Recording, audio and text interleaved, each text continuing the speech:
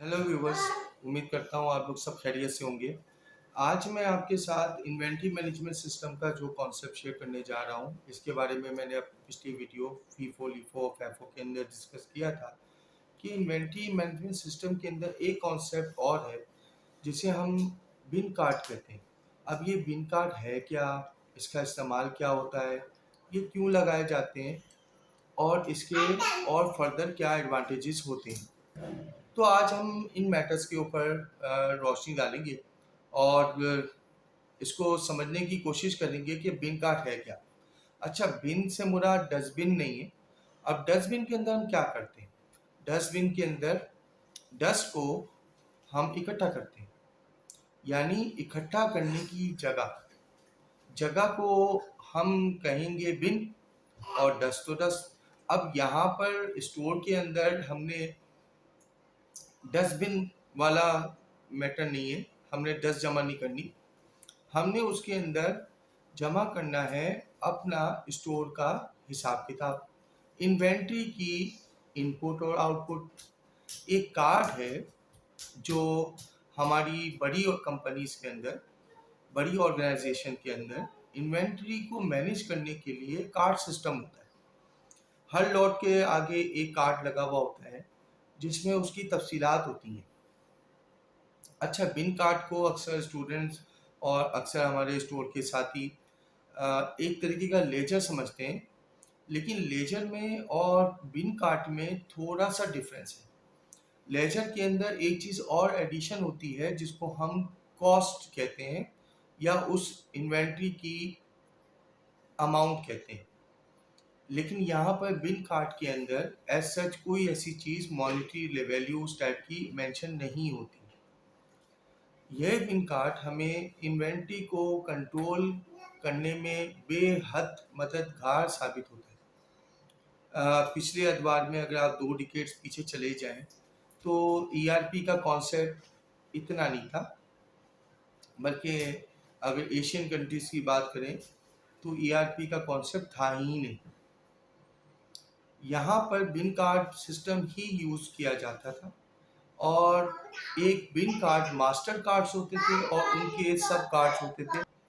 बिन card के अंदर हम रिकॉर्ड करते हैं अपनी इनपुट, अपनी इन्वेंट्री की अराइवल, उसकी आउटगोइंग, किस किस को हुई, कब हुई थी, किस वजह से हुई थी, एक्स वाई जेड। बिन कार्ड हमारी इन्वेंट्री को फिजिकल कंट्रोल करने में एक मददगार चीज़ मानी जाती है। बिन कार्ड का इस्तेमाल ज़्यादातर ऑर्गेनाइजेशन बड़ी फैक्ट्रियों में होता है और अमूमन फिनिश गुड स्टोर में कम किया जाता है। बिन कार्ड अमूमन FMCG finish good warehouse में इस्तेमाल कम होता है, या समझे कि ना के बराबर होता है। अगर मैं फार्मास्यूटिकल की बात करूं तो बिल्कुल उनके वेयर हाउस में, फिनिश गुड वेयर हाउस में बिन कार्ड की बेइंतहा अहमियत है, बेइंतहा अहमियत है, क्योंकि वहाँ पर फीफो के ऊपर बिल्कुल भी कॉम्प्रोमाइज़ नहीं किया जाता। एक एफएमसीजी ऑर्गेनाइजेशन के अंदर तो आप कहीं ना कहीं प्रायरिटीज़ को देखते हुए, उसकी मैच्योरिटी को देखते हुए चीज़ों में कहीं ना कहीं कॉम्प्रोमाइज़ कर लेते हैं, लेकिन एक फार्मास्यूटिकल सेक्टर की ऑर्गेनाइजेशन के अंदर या और इससे रिलेटेड हेल्थ रिलेटेड प्रोडक्ट्स के अंदर आप बिल्कुल भी कॉम्प्रोमाइज़ नहीं करते। वहाँ पर तो फिनिश गुड वेयर हाउस के अंदर बिन कार्ड का इंतहाई मस्बत इस्तेमाल किया जाता है, बल्कि आप ये कहें कि एक बहुत ही पॉजिटिव इम्पैक्ट आता है बिन कार्ड का इस्तेमाल उन जगहों की इन्वेंट्री कंट्रोल या स्टॉक कंट्रोल सिस्टम को बेहतर से बेहतर करने के लिए। लेकिन अगर आप किसी दूसरी इंडस्ट्री में आ जाते हैं, जैसे कि आप किसी कन्फेक्शनरी इंडस्ट्री में आ जाते हैं, तो फिनिश गुड वेयर हाउस के अंदर बिन कार्ड्स का इस्तेमाल एज सच इतना इम्पोर्टेंस नहीं रखता, क्योंकि वहाँ पर मेच्योरिटी का टाइम और फिर कभी फीफो के बजाय लीफो की इम्प्लीमेंटेशन, तो ये सब मामला चलते हैं। लेकिन किसी भी ऑर्गेनाइजेशन के स्टोर डिपार्टमेंट के अंदर, जहाँ पर उनके केमिकल्स, उनके फ्लेवर्स और उनकी डिफरेंट टाइप की स्टफ रखी हुई होती हैं, वहाँ पर बिन कार्ड का इस्तेमाल लाजिम व मलजूम समझा जाता है।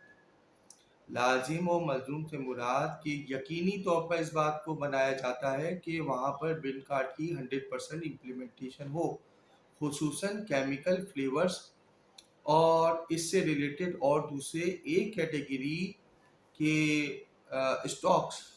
अब ए कैटेगरी क्या है, ये मैं अपने आने वाले टॉपिक ABC एनालिसिस के अंदर आपसे डिस्कस करूंगा कि प्रोडक्ट्स और स्टॉक्स को और इन्वेंट्री को हम 3 कैटेगरीज के अंदर बांट देते हैं, कैटेगरी ए, कैटेगरी बी और कैटेगरी सी, उनकी मॉनेटरी वैल्यूज को मद्देनजर रखते हैं। तो बिन कार्ड यहाँ पर ये अश्योर कर रहा होता है कि लॉट कौन सी जाएगी पहले और उसके अंदर जो इनपुट हुआ था वो कब हुआ था, वो कब इस्तेमाल हुई, कितने दिन से रखी हुई है, कहाँ कहाँ किस किस डिपार्टमेंट को आपने इशू किया था।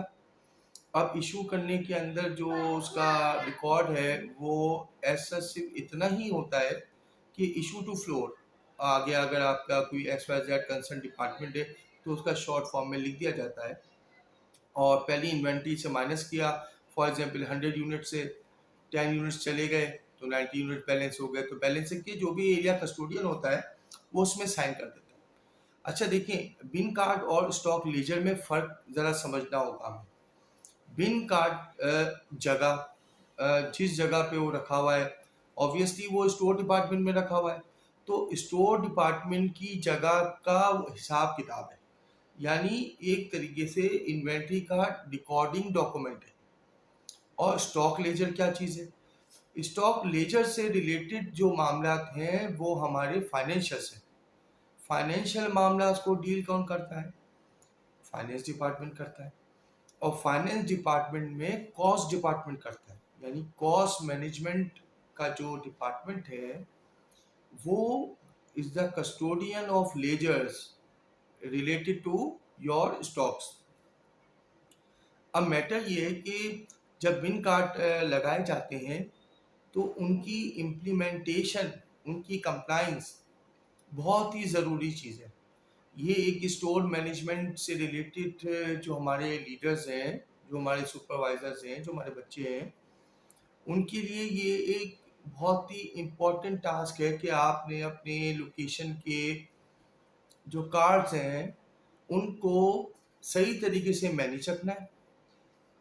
बिन कार्ड जो है वो आपका डॉक्यूमेंट है, उसके कस्टोडियन आप हैं, यानी स्टॉक्स और इन्वेंट्री अगर आपके पास है तो you are the custodian of bin cards. Bin card ना सिर्फ आपको बेशुमार चीज़ों में मदद देगा एरर लेस होने के लिए, बल्कि आपकी ऑर्गेनाइजेशन के लिए भी बहुत फ्रूटफुल है, क्योंकि वो ISO हमारी जो वर्किंग होती है उसके अंदर एक बहुत ही इम्पोर्टेंट पार्ट प्ले करता है। अगर आपकी लोकेशन मेंशन ना हो और प्रॉपर टैगिंग और आइडेंटिफिकेशन ना हो और प्रॉपर बिन कार्ड्स ना मेंशन हो विद ट्रू ट्रांजेक्शंस, तो आपके सिस्टम का लेजर और आपके अगर बिन कार्ड का ऑडिट हो जाता है तो आपको NC भी हो सकती है। अब ये NC क्या है, इस पे दोबारा एक और नए टॉपिक के अंदर डिस्कस करेंगे। तो मैं बेसिकली आपको ये बताना चाह रहा हूँ कि बिन कार्ड का इस्तेमाल आपके FMCG सेक्टर के अंदर जो बहुत ज़रूरी है जहाँ पर कंप्लाइंस, वो हमारा रॉ मटेरियल सेक्शन है।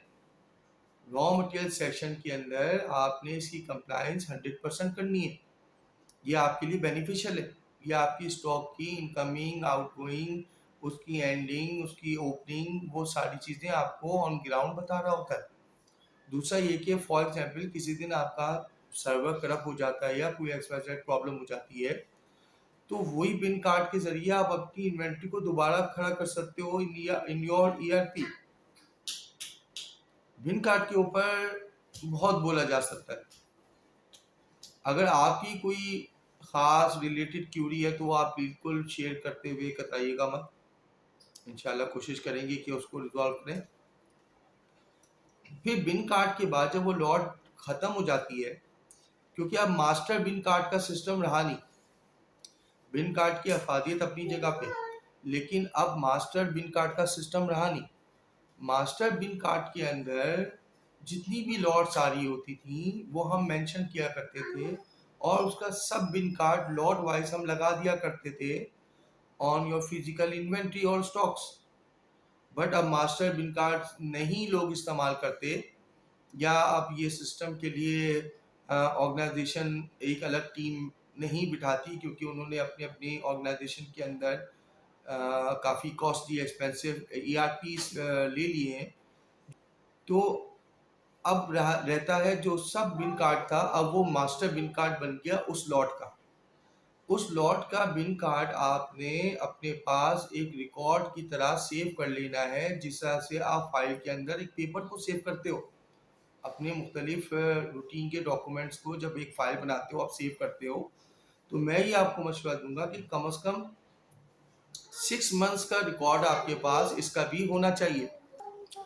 अगर ये 6 मंथ का रिकॉर्ड आपके पास है, और जब आपकी इन्वेंट्री ऑडिट होती है आपकी तकरीबन 6 महीने में एक दफ़ा, और उसके अंदर कोई प्रॉब्लम आ जाती है, कोई टाइपो एरर होता है, आप डॉक्यूमेंट से सर्च नहीं कर पा रहे होते हो, तो आपका बिन कार्ड का उस लॉट का आप देख सकते हो हिसाब किताब कि ये आइटम जो है वो किस किस दिन आया था, किस किस को इशू किया होगा आपने। क्योंकि हो सकता है कि आपकी ERP में जब पंचिंग हो रही हो, तो आपके जो सिस्टम ऑपरेटर है उससे कोई मिस्टेक हो गई हो जो उस वक्त रिकनसाइल नहीं हो सकी। क्योंकि जब बल्क इन्वेंट्री आपके पास होती है तो इस तरह की टाइपो एरर इंसान से बिल्कुल हो सकते हैं, लेकिन उसको अगर बर वक्त रिकनसाइल करके किल नहीं किया जाए तो फिर वो अपनी जगह रहते हैं, और आपको बहुत दिन बाद जाके हट करते हैं जब आपको ज़रूरत पड़ती है। फिर इसके ऊपर एक और कॉस्ट लगती है, फाइनेंशियल कॉस्ट बिल्कुल लगेगी इसके ऊपर, और नॉन फाइनेंशियल कॉस्ट भी लगेगी। अब फाइनेंशियल कॉस्ट और नॉन फाइनेंशियल कॉस्ट ये दो एक अलग टॉपिक है, ये बाद में फिर डिस्कस कर लेंगे। लेकिन थोड़ा सा मैं आपको बता देता हूँ कि अगर आपकी इन्वेंट्री आपके सिस्टम में जो थी वो 4 यूनिट्स है और रखी हुई मेंशन हो रही है, और आपकी नज़र में तो आप बिल्कुल से ये होगी, हम देख लेंगे, क्योंकि बिल कार्ड सिस्टम तो आपने देखा ही नहीं, और ना ही आपने फिजिकल ऑडिट। अब 6 महीने बाद या 6 महीने से पहले आपका 6 महीने के अंदर उस प्रोडक्ट की रिक्वायरमेंट होती है जो 4 यूनिट्स आपके पास रखे हुए थे। अब वो जो 4 यूनिट्स आपके पास रखे हुए थे, जब उसकी इशुएंस की टर्न आई आपके फ्लोर को, तो आप ये देखते हैं कि यार वो तो फिजिकल अवेलेबल ही नहीं। जब फिजिकल अवेलेबल नहीं होगा तो फिर क्या होगा? अब आपको वो टास्क तो पूरा करना है। अब इसमें फाइनेंशियल कॉस्ट क्या आती है? इसमें फाइनेंशियल कॉस्ट ये आती है कि आपको वो स्टॉक या तो इमीडिएट प्रोक्योर करना पड़ेगा। अब ये जो 4 यूनिट आपके पास रखे हुए थे एज पर फीफो, वो फॉर एग्जाम्पल ₹2 के थे, और अब जब आप इसको 3-4 महीने बाद प्रोक्योर करने जा रहे हो, तो वो जो है वो अब मार्केट में जो वेंडर आपको बना के देगा, हो सकता है कि वो बना के दे ना सके क्योंकि उसका रॉ मटेरियल उसके बाद ना हो, क्योंकि इमीडिएट कॉल है आपकी, आप उसको लीड टाइम नहीं दे रहे 30 डेज का, 50 डेज का, 40 डेज का। जब आप उसको लीड टाइम नहीं दे रहे हैं, उसने चले आपको बना के दिया, लेकिन उसने जो आपको कॉस्ट बताई वो ₹2 नहीं बताई, वो बताई ₹12, यानी ₹10 ज़्यादा आपके उस 4 यूनिट्स की रिक्वायरमेंट के लिए आया, क्योंकि हो सकता है ये उसके MOQ मिनिमम ऑर्डर क्वांटिटी से कम क्वांटिटी हो जो आप उससे आप रिक्वायर्ड कर रहे हो। अगर MOQ के बराबर भी है तो आप इमीडिएट कॉल कर रहे हो ना। और फिर अगर इमीडिएट कॉल नहीं भी कर रहे हैं फॉर एग्जांपल, तो ये तो देखें कि पीरियड के हिसाब से 3 से 4 महीने बाद मार्केट की इन्फ्लेशन और डिफरेंट मैटर्स उसकी कॉस्ट पर भी। अब यह आ गया आपका फाइनेंशियल इम्पैक्ट। अब वो 4 यूनिट जब वेंडर से आएंगे, उसको भी टाइम चाहिए होगा बनाने के लिए, आपकी प्रोडक्शन डिले होगी, इसका मतलब है कि आपका कस्टमर डिले होगा। कस्टमर डिले होना बहुत ही प्रॉब्लमेटिक हो सकता है। अब इसकी फाइनेंशियल कॉस्ट आपको ये आ सकती है कि वो हो सकता है वो कस्टमर आपको डिनायल कर दे कि सर मुझे तो ये ऑर्डर चाहिए नहीं, आपने लेट कर दिया, आपने जो कमिटमेंट की थी उस कमिटमेंट में तो आपने मुझे दिया ही नहीं। या फिर कस्टमर चले आपसे मान लेता है, चुप हो जाता है, लेकिन नॉन फाइनेंशियल कॉस्ट ये जरूर आएगी कि नेक्स्ट टाइम वो जो है हो सकता है आपको ऑर्डर दे ही ना, लेकिन आपसे उस टाइम का ऑर्डर कैंसिल नहीं करे, लेकिन अगली दफ़ा का ऑर्डर वो आपको ना दे, और वो आपके किसी दूसरे कॉम्पिटिटर के पास चला जाए और वहाँ से वो प्रोडक्ट बनवाना शुरू कर दे। या अगर ये भी नहीं होता तो ये तो होगा कि वो धीरे-धीरे में समझ जाएगा कि ये लोग जो है ना, टाइम पे चीज़ें देते नहीं है। अब टाइम पे चीज़ें देते नहीं है, यानी इसका मतलब है कि अगर मेरे कोई मार्केट में कम डबल ऑर्डर्स आते हैं, तो उसमें से मुझे सर अपने सिस्टम के ऑपरेटर के पास आते और उसको बताते कि ये लॉट मेरी नील हो गई है। आपके पास भी क्या सिस्टम में नील हो गई है? अब आप समझे बिन कार्ड का फ़ायदा। अब वो सिस्टम का लड़का जो है, वो सिस्टम में जब उस लॉट को खोल के देखता, तो अभी भी उसके पास सिस्टम में 4 यूनिट्स आ रहे होते। तो वो उसको फौरी तौर पर रिकंसाइल करता, और अगर उसने कोई मिस्टेक कर रखी होती अपनी प्रीवियस ट्रांज़ैक्शंस के अंदर, तो वो उसको फौरी तौर पर करेक्शन करता, उसकी एडजस्टमेंट लगवाता, अपने इंचार्ज को बताता, अपनी कंसर्न मैनेजमेंट को डिस्कस करता। आप समझ रहे हैं मसला? तो बिन कार्ड का आपने फ़ायदा देखा कि अगर ये ऑन टाइम जब लॉट नील हुई, वो सिस्टम वाले के पास आया, उसने सिस्टम वाले को बताया, सिस्टम वाले ने देखा नहीं ये तो मेरे पास सिस्टम में रखी हुई है अभी भी, ये ख़त्म नहीं हुई, तुम्हारे पास कैसे ख़त्म हो गई? दोनों अपने लेजर्स को, सिस्टम वाला अपने लेजर को, फिजिकल वाला अपने बिन कार्ड को मैच करता, और फिर वो वेरिएंस उसको नज़र आ जाता और वो उसको ऑन द स्पॉट किल कर देता। इससे आपका नॉन फाइनेंशियल कॉस्ट और फाइनेंशियल कॉस्ट नहीं आती। तो स्टोर के बच्चों, स्टोर के लीडर्स, स्टोर के साथियों, आप इस चीज़ को अपने अपने एरियाज में लाजमी अश्योर करवाइए। ये बहुत इंपॉर्टेंट चीज़ है। इसके फ़ायदे आपको फ़ौरन नज़र नहीं आते। इसके फ़ायदे ऑर्गेनाइजेशन सेक्टर पे फैक्टर है, ऑर्गेनाइजेशन को मिल रहे होते हैं। आपकी ऑर्गेनाइजेशन स्टेक पे लगी हुई होती है आपकी वजह से। अब आप ये देख लें कि मैंने एक एग्जांपल दी, आप इससे समझ सकते हैं कि इसकी इम्पोर्टेंस क्या है और इसकी 100% कंप्लायंस क्यों ज़रूरी मानी जाती है, और इन्वेंट्री मैनेजमेंट सिस्टम के कॉन्सेप्ट में से एक अभी भी इस सिस्टम को एक आला और ऊपर लेवल का दर्जा क्यों दिया जाता है। आई होप, मैं उम्मीद करता हूँ कि आप लोगों को मेरी ये 15-16 मिनट की तकरीर समझ में आई होगी, और मैं उम्मीद करूँगा कि आप लोग इसी तरह प्यार और मोहब्बत देते रहेंगे, और मैं आपसे इसी तरीके से नॉलेजेबल डिस्कशन करता रहूँगा। इंशाल्लाह नेक्स्ट टॉपिक मैं आपके साथ जो शेयर करूँगा सॉरी, वो एबीसी एनालिसिस का करूँगा। ये भी एक बहुत इम्पोर्टेंट टूल है हमारी इन्वेंट्री मैनेजमेंट के अंदर। तो जुड़े रहिएगा। बहुत शुक्रिया। ये मालूमात अपने साथियों के साथ भी आपने शेयर करनी है, ताकि वो भी सीखें, वो भी अपनी जगहों पे इस्तेमाल करें,